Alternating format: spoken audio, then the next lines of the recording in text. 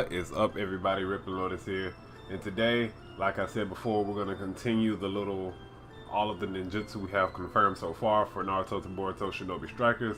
And today we're going to move right into the range types, and I'm not going to hold you guys up, and we're going to start it off with the first range type we've seen for the game, and that is Sasuke Uchiha. It's all pretty basic information. His ultimate jutsu is the kidding, which if you played the previous beta, you've probably seen a lot of. It's just you call down a strong piece of lightning from above, dealing damage to everyone within the area. His first ninjutsu is the Chidori, which is the range type version of the Raikiri. If you've seen my attack type breakdown, well, my list of attack type ninjutsu yesterday, this is just basically the range types version of it. And the Fireball Jutsu, which you've probably seen a lot of from the previous beta. Basically, shoot a giant fireball at your enemies, and it does quite a bit of damage. And that is going to be it for Sasuke. We're going to keep it moving right into Sai, which he was confirmed with Yamato back in June. And his ultimate is the technique to make the Shinto deity drawn with a brush.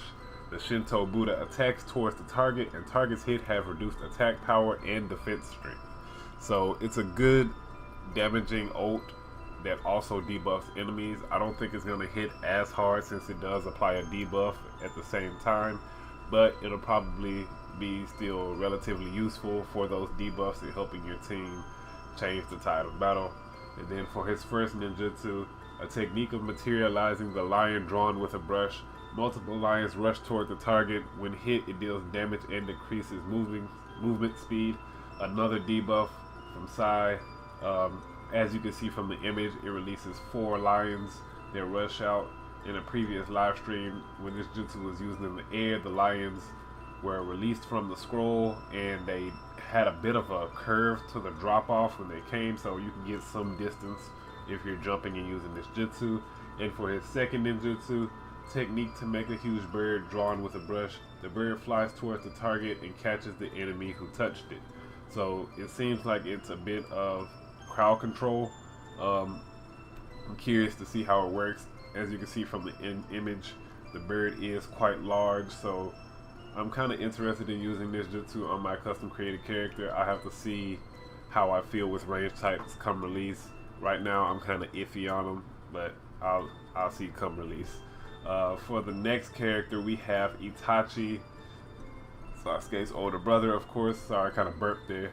And for his ultimate jutsu, it's a Susanoo, similar, well, not similar to Sasuke's, but it's Itachi's version of it. And basically, it's the same ultimate that he had in the Storm games, his Akatsuki version. Let me put emphasis on that. His Akatsuki version, where you call forth your Susanoo, and he does this slash down to the ground, and it creates a shockwave forward, damaging anybody hit by the slash or the shockwave. And his first ninjutsu is the Amaterasu. It is to my belief that this jutsu works similar to that of the Kamui, in which when you activate it, black flames will pop up on the target, and they will sit there for a bit, and any enemies hit by this will receive dot damage, which will be burn damage over time. And his second ninjutsu is somewhat similar to the Phoenix Flower Jutsu, but not exactly the Phoenix Flower Jutsu. You kind of shoot flames in an area in front of you, but they're not exactly flames. They're shuriken encased by flames, and I'm not really sure if there's going to be any different damaging properties to this, or if they're just going to hit decently hard. So let me know how you guys feel about that down in the comment section. And we're going to move right into the next one. We have Deidara.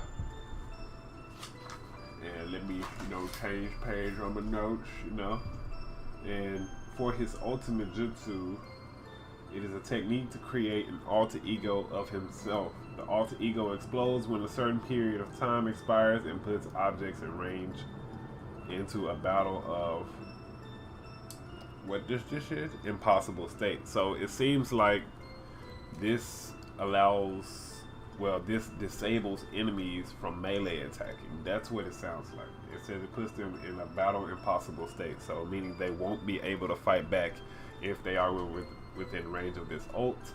And so the question is, how big is the range of this ultimate jutsu?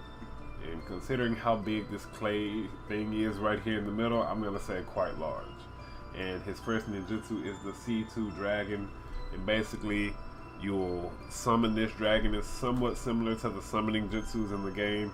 It has its own health pool, and basically it'll sit in one stationary spot and it'll continue to just pop shots at any nearby target.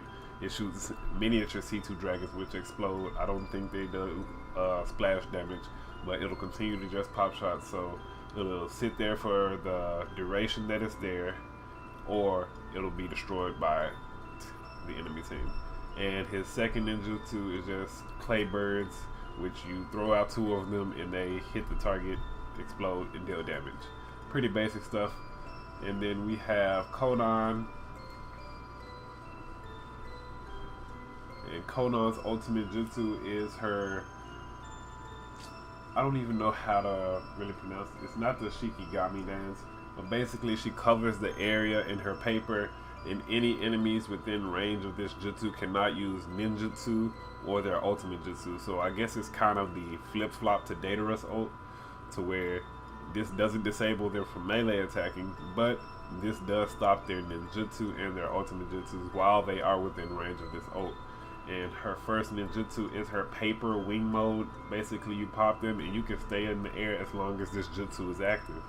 And then you have the second ninjutsu, which is the Shikigami dance, which you throw forth a wall of paper, and any enemy that you comes into contact with this will be wrapped in the paper and stunned for the set duration.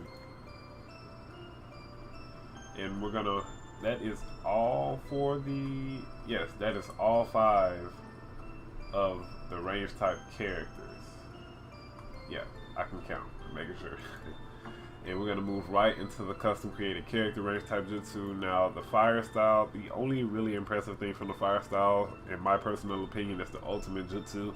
And the ultimate jutsu is the dragon flame bombs. Basically you cover a pretty large area with flames dealing damage to enemies, and I believe it has somewhat of a shorter cooldown compared to the other ultimate jutsu. So personally, this is what I'm going to be running on my custom created character if I decide to go range type at all. For his first ninjutsu, it is a small, very small fireball that you shoot forward that really doesn't do a lot of damage at all, but the payoff to this is that it does have a very short cooldown, so it'll be something that comes up quite often, so you can try to defend yourself from other opponents. And then on the right side, this is the Phoenix Flower Jutsu, in which you shoot off multiple fireballs that home in on a target and deal damage when they connect. And then for the other one, I would say this is the most preferred among the community. If it'll load, we have Sasuke's Susanoo.